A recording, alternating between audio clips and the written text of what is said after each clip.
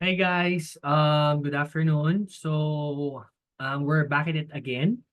All right, so for this time naman, I'm going to teach you how to navigate your Prism. Of course, kasama na din dyan, no, kung papaano i-open yung mga SOA, mag-register doon sa Proofin, mag-forecast ng persistency, makita yung mga issues, no, with your submitted application and so on. All right? So, allow me to share this one with you guys. All right. Okay. So, ito po yung Prism natin. Okay, so this is our main agent portal. All right. So, if you're a rookie or a newly licensed financial advisor, so for you to be able to access this one, of course, yung username mo is i-input mo lang yung agent code mo. Okay, now, ano po yung default password nyo? Okay, ang default password nyo is first, may nakalagay na capital AG. O AG, it means po agent. Alright? And then, yung birthday mo. So for example, December 25 ang birthday mo. Okay, lagay mo ganito. 25 December. Alright? And then, default po yung at. And then, yung last 4 digit ng agent code mo. Okay? So, kung ito yung code mo, 7006802, lagay mo nandiyan 8021. Okay? And then, you click login. Okay, once na na-click nyo po, nakapag-register po kayo dyan, pwede naman po ibahin yung password nyo. Alright, so tip lang, might as well maikli lang, no? Para hindi kayo mahirapan i-access siya from time to time. Alright, so ayan po, no? Remember, ganito po yung default format niya. AG, capital po yan, yung birthday mo, at, and then yung last 4 digits of your agent code. Okay? So ngayon, magla-login na tayo. Halimbawa, nagawa mo na siya. Okay? So mag-login lang tayo. Okay. So ito po, mag-send siya ng OTP doon sa iyong email.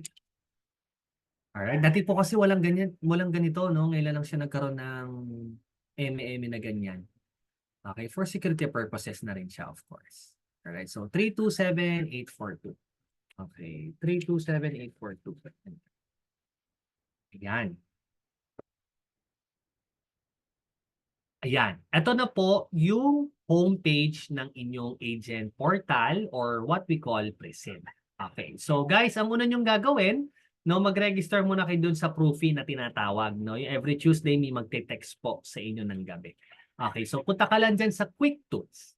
And then click mo lang yung ProText Enrollment.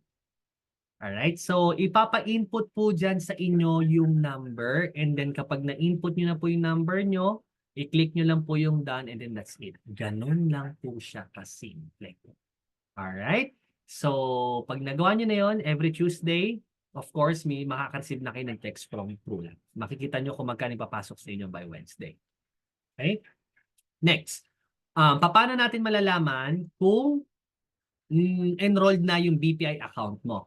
Okay, so punta ka dito sa My Profile. Mali. Asan na ba siya? Agent information pala, sorry. Ayan, agent information sa servicing. Oy, mali. Wait lang.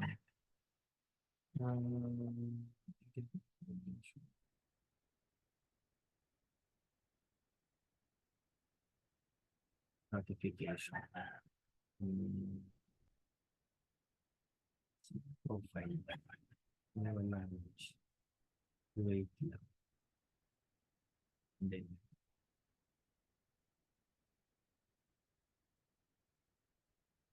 okay. So guys, hindi ko makita to. Hirap talaga ng live, no? Wait lang. Alam ko kasi nasa agent information. Ayan, na-log out lang siya. Okay. So anyway, i-navigate nyo lang, no? Basta nasa agent information or profile nyo po siya makikita. Alright? So, makikita nyo doon sa baba, BPI account number or account number. Dapat po na may naka-indicate doon na account number nyo, ha? Kay BPI. Kasi kung wala, ibig sabihin, hindi talaga kayo makaka-receive. But wag po kayong mag-alala. Dahil po, kapag na-provide nyo naman po yan, i-edit nyo lang yun, no? Tapos magsisend lang po kayo ng proof. Actually, mabilis lang. Pinapasok na rin po nila sa inyo yung naipon yung pera if ever. Alright, so hindi naman po siya mawawala, so huwag kayong mag-alala. Okay, so usual problem ito ni Prism, no? Nagla-log out siya bigla for some reason. Ayan, okay? Now, ano pa po yung ibang kailangan nyong malaman dito? Guys, pansinin niyo yung alerts. Okay, di ba may nakalagay dyan, policies issued, outstanding requirement, pending requirements, policy replacement, anticipated lapse, bounce checks, unsuccessful card billing. O, from right here pa lang, no, malalaman mo na kaagad kung meron kang dapat i-rectify or ayusin. For example, meron kang sinubmit. Okay? And then, hindi siya na-issued kagad, nag-further evaluation. After 2 days, guys, may makikita ka dyan. Doon, it's either pending requirements or outstanding requirements. May lalabas dyan 1. O kasi, isa lang naman na sinubmit mo. Okay? So, para makita mo yan, dati kasi pwede mong i-click dyan eh. Ngayon, ayaw na. Okay? Para makita mo yan, punta ka ng servicing and then punta ka ng reports. Pagka-click mo ng reports, lagay mo report type. O saan ba siya lumabas? Lumabas siya halimbawa doon sa outstanding requirement report. I-click mo lang yan. Okay? And then, ito kasi pang UM na siya, no? Kaya makikita ko lahat yung sa inyo. Ayan. Okay. So for example, kung ikaw lang naman to, of course, yung name mo automatic na yan dyan. No? And then select mo lang yung date range. For example, sinubmit mo siya noong March 1. Okay, o March 1 na lang ilagay mo and then hanggang March 7 para cover niya lahat. Okay, makikita mo kung ano na yung outstanding requirement na kailangan. Alright, lalabas na yung dot. Okay, so yun lang naman siya. Ngayon, what if kung ibang reports naman siya? O ano bang report yan? Lapse report, makikita mo rin yan. No, policy issued report. O kung gusto mo malaman kung kailan sila na-issued, gusto mo yung breakdown, no, makikita mo rin naman dyan yan. Alright, so very, very straightforward lang siya. Very easy. Okay, number 2, anticipated lapse. Guys, ang ibig sabihin niyan, ito yung mga clients mo na hindi pa na-updated yung payment. Okay, guys, kapag nag-lapse yung policy ng client nyo, mababawasan yung persistency nyo. Yung persistency nyo, dyan po nakasalala yung contest, yung mga contest ano natin, no, na binibigay ng company. Kung less than 85 ka, hindi ka mag-qualify dyan. Example, na-hit mo yung Australia, pero persistency mo 84% dahil hindi mo chine-check kung nagbabayad ba yung mga clients mo. Guys, hindi ka maka-qualify. Disqualified ka. Okay? Very important po yan. Alright? So you really need to make sure from time to time that your client is paying on time. Part po ng trabaho natin yan. Paano po malalaman? Halimbawa, lumabas sa anticipated lapse report mo, sinesend ni Danny yan sa inyo every month doon sa WhatsApp. Okay? Halimbawa, sino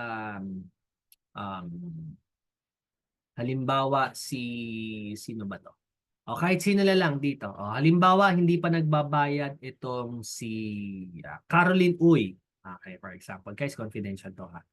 Okay, so for presentation purposes lang. Ito na lang, Legaspi. I-click nyo po yan and then you go to payment information. Okay? Guys, as you can see, nakalagay dyan direct billing cash. Okay? May mga instances po na kapag hindi po in-approve yung card na niregister nyo for monthly payment, lalabas po yan cash. O, kaya pala hindi nakakapag-bayad si client kasi hindi nagbabawas doon sa card. All throughout, alam ni client, na-register na maayos. So, paano malalaman yun? Through you. It's part of your job to make sure na nakasubscribe sila or na-approve yung auto-debit. Oh, sir, paano gagawin natin kung hindi na-approve? E di re-apply mo lang. Okay, pwede mo siyang i-apply ng auto-debit naman. Okay, kung nakalagay po dyan is token, alright, or auto-debit ba? Token usually, token na nakalagay dyan.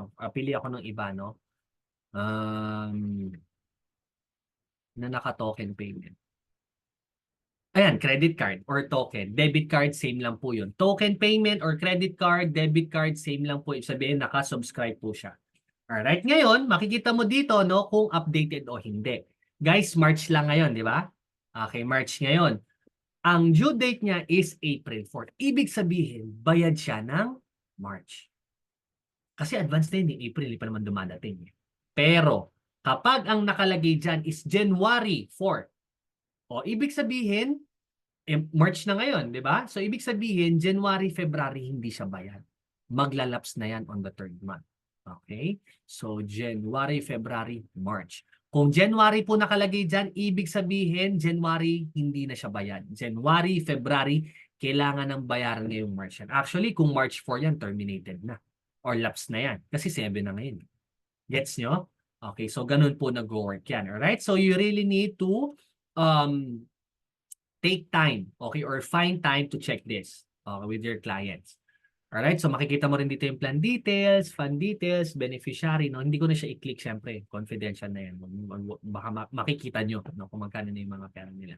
Alright, ayan, so home na tayo. Sa dashboard naman, performance nyo, kapag hindi pa po, ito, as personal, ayan, lalabas na yan dyan. Okay, month to date, wala pa naman ako sinasubmit this March, no? Kaya zero pa siya. Pero year to date, 368 na yan. As a unit, ilan na tayo? 2.7. For the month of March, okay, so may 165 na tayo. Okay, kapag hindi pa po UM, personal lang po yung nakalagay dyan. Alright, makikita mo rin yung product mix, okay, doon sa personal, kung ano yung madalas mong naibebenta. Okay, and makikita nyo po dyan. Alright, so mataas, no? And then itong mga term payment, konti lang. Okay, ayan po siya. Ano pa po ba? Policy information. Okay, guys, ayan, makikita nyo, no? Kailan na yung total clients ko, 149. 31, ito yung orange po, yan po yung endorsements. Okay, ito na yung surrendered, ito na yung mga na-conditional, no? Mga na-iba, na fund cancellation. Okay, lapses, ayan, 15. Okay, so guys, hopefully clear naman yan so far, no? Alright, so total, dito mo rin makikita kung gusto mong i-check yung client mo, no? For example, si Astra, ito ba, client, no? May tinanong sa'yo, brother, gusto ko malaman kung naka-enroll ba ako nung payment ko. Ayan, type mo na lang dyan and then search mo, lalabas na. Tchadan! Okay, so yan. Click mo lang po yung policy number and then that's it. Alright, so very basic lang po yun. Home na tayo. Ngayon, kung gusto mo mag-download ng SOA at gusto mong makita, no, kung magkano yung sinahod mo, yung breakdown, i-click mo lang po yan. Select SOA type, weekly or monthly. Okay, month, kung anong month yung gusto mo, and then you just select the pay date. Okay, and then search. Pagka-search mo yan, okay, lalabas na po yan, and then i-download mo. Okay. Pag dinownload mo po yan, i-input mo na ngayon yung password mo. Ano po ang password mo?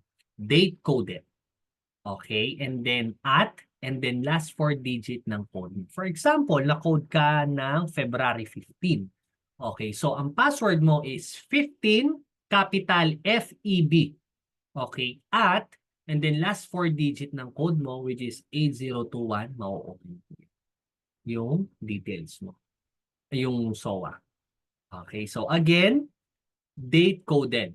Kung February 15 ka, 15, capital F, capital E, capital B, at last 4 digit ng code mo. Ma-open nyo na po yung SOA. Alright, so hopefully you guys are following. Ano pa po ba? Forms. Okay? Guys, yung forms, dito nyo siya makikita sa forms. Ayan, for example, merong kailangang baguhin sa details ng client mo. Usually, di ba, ang ginagamit natin dyan, policy, amendment, report form. Okay, so type mo na lang yung keyword siguro, amendment. Enter. Ayan, lalabas na yan. Policy, amendment, request form, individual policy owner. Download mo lang. See. Or amendment of application, usually kasi ito yung mga usual na ginagawa natin. Ayan, amendment of application. So, download mo lang. So, yung ibang mga forms, or halimbawa, may diabetic ang client. Di ba kailangan ng diabetic questionnaire niyan? Okay, so type mo lang diabetic. Nalog out na naman. Wait lang guys, sorry.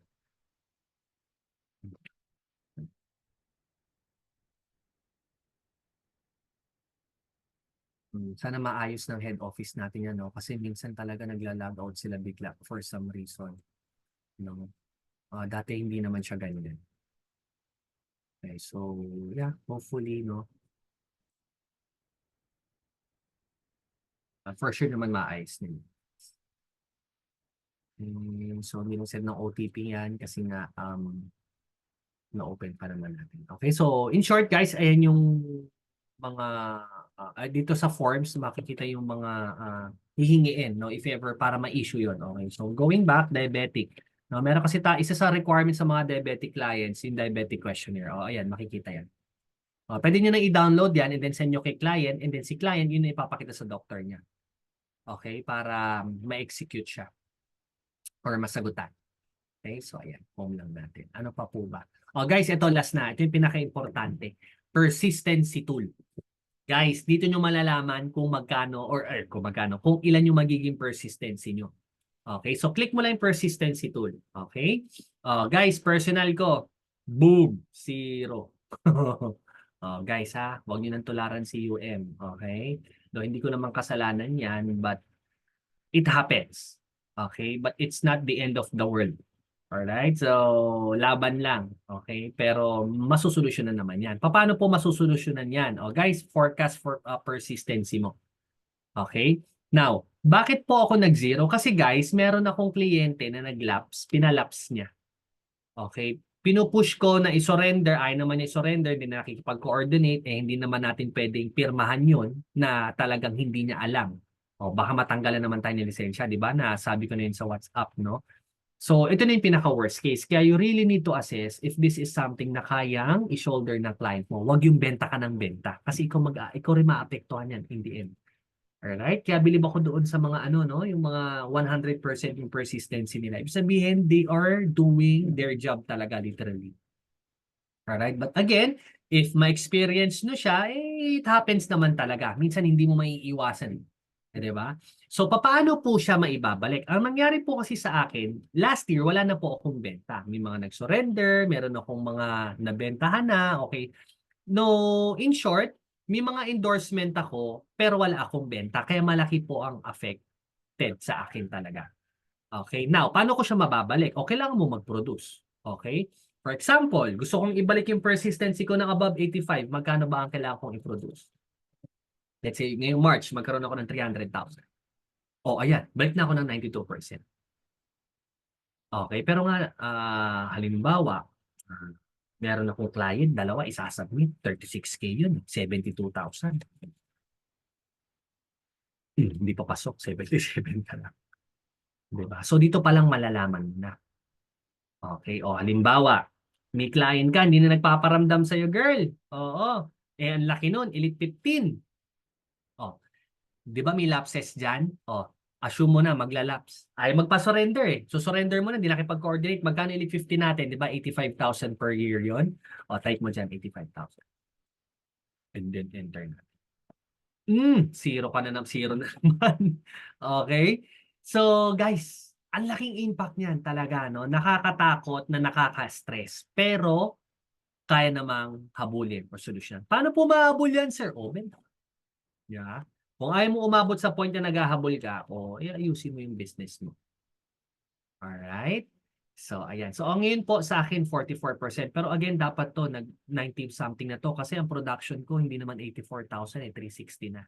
Okay, so na-email ko na rin ito. No? Ma-share ko lang din sa inyo. Okay, so sa unit natin ay yung persistency. Guys, nakita nyo, ang laki na naglalap sa atin, 493,000. No? Nasolusyonan ka agad, 95% na lang. Kailangan ingatan. Okay, so contest, no, kung ikaw yung tipong gusto mong malaman kung ano ba yung mga compete mo, no, ilan na ba yung top agent year to date, click mo lang yung agent. Yan, si Campasas yung number 1 ngayon, 3 million na siya. Guys, March. Parang 1 million plus per month, 1.1. Di ba? Yung top 10 natin, 1.8 million. Month to date, ngayong March, sino ba ang top? Si Abu Sieho, Faith from CG North Peak. 944,000. Ang pinakamababa, top 10 natin. Ayan, si Balingit. 294,000. Guys, pwede nyo i-go yan. Diba? Kaya, no? And you'll be surprised, lalo na kung very competitive ka, no? Everything will follow. No? Next thing you know, nasa MDRT level ka na pala. Okay, so dyan yung makikita yan. Alright? So, ayun lang naman guys. Hopefully, naka-add ako ulit ng value sa inyo at meron na naman kayong panibagong natutunan. Alright, so huwag mahihiyang magtanong, okay? Kung kailangan ng tulong, magsabi lang. And feel free to use this Lalo na kung meron na kayong mga upcoming recruits, no, pwede niyong ibigay ito para panoorin na lang nila at less effort on your side. Okay, so yun lang guys. Thank you so much for watching and please like and subscribe. Ayun, thank you so much and have a good day.